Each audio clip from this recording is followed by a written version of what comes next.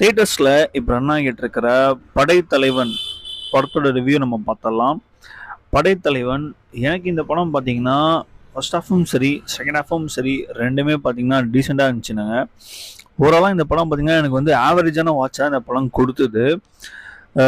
First half கூட ஓகேங்க, நம்ம ஓரளவுக்கு பார்க்குற மாதிரி இன்ட்ரோல் வரைக்கும் பண்ணிட்டாங்க. பட் செகண்ட் ஹாஃப் வந்து நிறைய லேக்ஸுங்க.